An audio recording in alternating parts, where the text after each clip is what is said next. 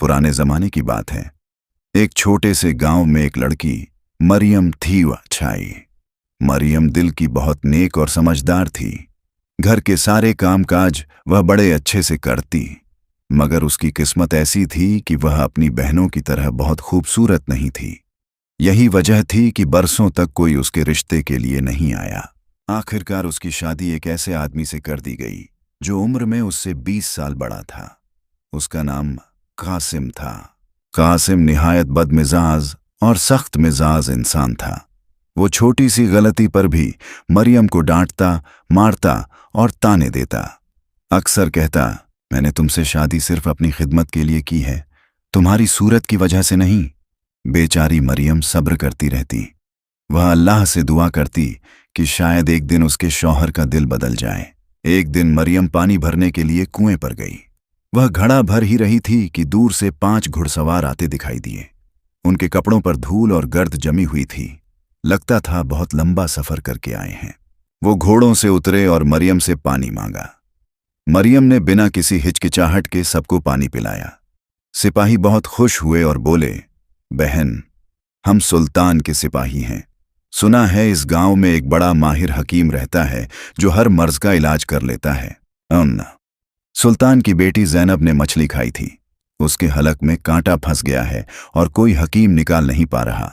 मरियम ने तुरंत सोच लिया कि यह उसके लिए अल्लाह की तरफ से एक मौका है। उसने मुस्कुराकर कहा, जी हां, यहां एक ऐसा हकीम है कि अगर वह पानी को हाथ लगाए तो वो भी जम जाए। मगर ध्यान रखना, वह निहायत जिद्दी और घमंडी है। जब तक उसे डंडों से मार न पड़े वो किसी के साथ नहीं जाता। सिपाही जब कासिम के पास पहुंचे तो बोले, हकीम साहब, सुल्तान की बेटी बीमार है, आपको तुरंत चलना होगा। कासिम हैरान हुआ और बोला, मैं कोई हकीम वेकीम नहीं हूं। सिपाही बोले, हमें सब मालूम है कि आप चालाकी करते हैं, चलिए वरना मार पड़ जाएगी। जब उसने इनकार किया तो सचमुच उन्होंने उसे घसीट घसीट कर पीटा और महल ले आए।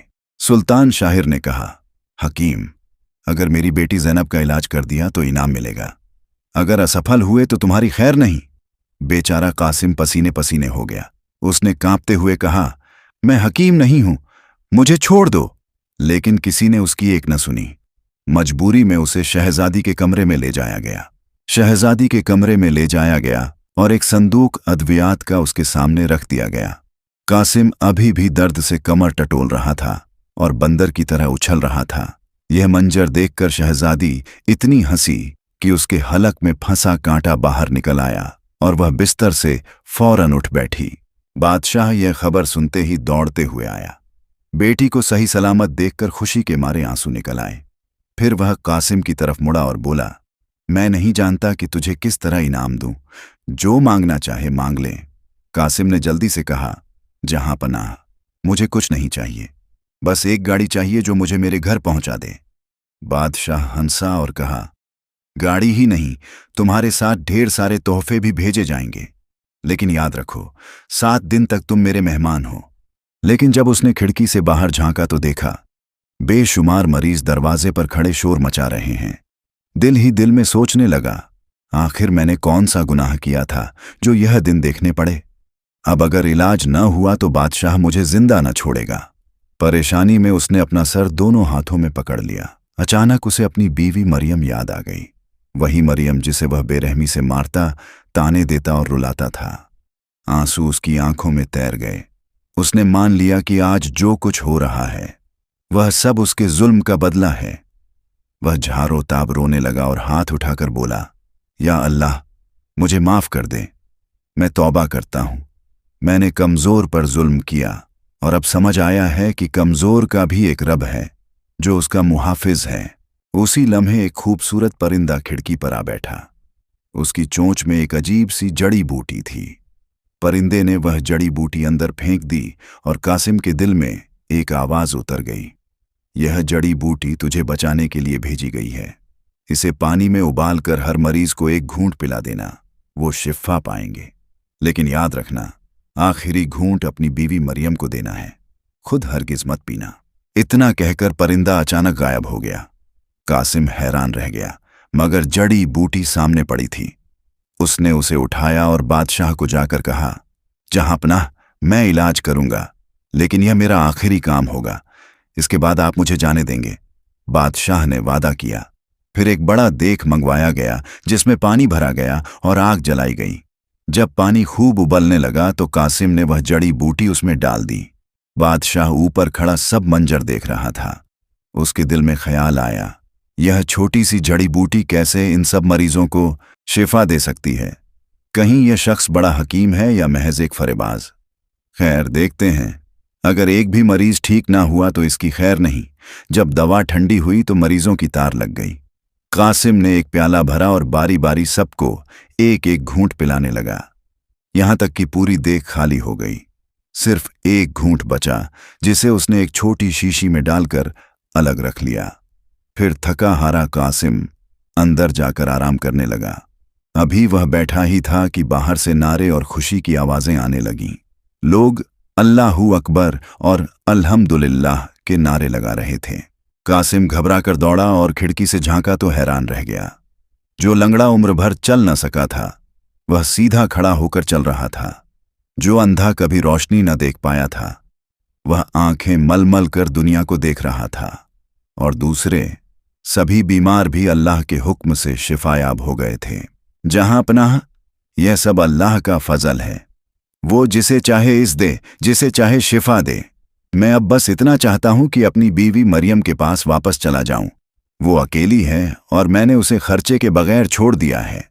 बादशाह ने फौरन इजाजत दी और हुक्म दिया कि एक शानदार गाड़ी तोहफों और कीमती सामान से भरी जाए। कासिम को इज्जत के साथ रुखसत किया गया। रास्ते में जब शाम हुई तो उसने गाड़ी रोक दी और आग जलाकर कुछ देर आराम करने लगा। इतने में एक सांप दबे कदमों आया और उसके पैर में काट लिया। कासिम जोर से चीख उठा, हाय, अब मेरा वक्त करीब आ गया। इस दस्त का कोई इलाज नहीं। फिर उसे याद आया कि एक घूंट दवा उसने शीशी में बचा रखी है। दिल में आया कि वहीं पीकर जान बचा ले, लेकिन फौरन कांपते दिल के साथ बोला, या अल्लाह, मैं यह वादा कैसे तोड़ दूं? मैंने कसम खाई थी कि यह घूंट सिर्फ मरियम को दूंगा। बेहतर है मैं मर जाऊं, लेकिन अपना वादा न तोड़ूं। उसने अपना पांव बांधा, दरख्त से टेक लगा ली और सांसें भारी होने लगीं। अचानक वही खूबसूरत परिंदा सामने आकर बैठ गया। परिंदा बोला, तुमने अपनी तौबा सच्ची साबित कर दी। अगर तुम वो घूंट पीते तो उसी वक्त मर जाते, क्योंकि वह दवा तुम्हारे लिए नहीं थी, बल्कि तुम्हारी बीवी मरियम के लिए थी। अल्लाह ने उसके सब्र का सिला देने के लिए जान लो, यही दवा तुम्हारी बीवी को बेमिसाल हसीन बना देगी। कासिम बोला, मगर मैं तो अब सांप के जहर से मर जाऊंगा। परिंदा मुस्कुराकर बोल, यह सांप जहरीला नहीं था। बीवी ने बहुत दुख उठाया है, अब खुश रहे। यह कहकर परिंदा गायब हो गया। कासिम ने अपने पांव को देखा, ना कोई जहर था न दर्द। वो हंसता हुआ उठा और गाड़ी पर सवार हो गया। जब वह अपने गांव के करीब पहुंचा तो दूर से देखा, मरियम चक्की चला रही थी और साथ साथ गुनगुना रही थी। वो आहिस्ता से बोला, मरियम कहाँ हो तुम? यह सुनकर मरियम की आंखों में आंसू आ गए। उसने दौड़कर शौहर को देखा और हैरत से खड़ी रह गई। कासिम ने आगे बढ़कर पहली बार अपनी बीवी को गले से लगाया और उसके सर पर बोसा दिया। मरियम उसे देखने लगी। मरियम, आज से तुम सिर्फ मेरी बीवी ही नहीं, बल्कि मेरी जिंदगी की सबसे कीमती चीज हो। मैं तुम्हारे लिए बादशाह के महल से कीमती तोहफे और कपड़े लाया हूं, और यह खास दवा भी लाया हूं जो तुम्हें और ज्यादा सेहतमंद और खुश रखेगी। मरियम ने खुशी खुशी वो घूंट पी लिया। फिर वह अंदर जाकर शौहर के लिए खाने की तैयारी में लग गई। कुछ देर बाद उसने दस्तरख्वान सजाकर आवाज दी। कासिम अंदर आया, लेकिन जैसे ही उसने सफिया को देखा तो हैरत से उसकी आंखें फटी की फटी रह गईं। सामने कोई आम औरत नहीं, बल्कि जन्नत की हूर जैसी हसीन चेहरा लिए खड़ी थी।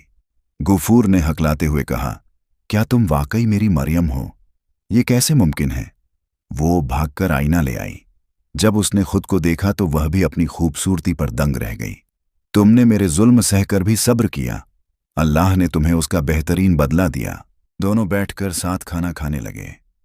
मरियम हंसते बोली, अगर तुम यूं ही बार बार देखते रहे तो मुझे घमंड हो जाएगा।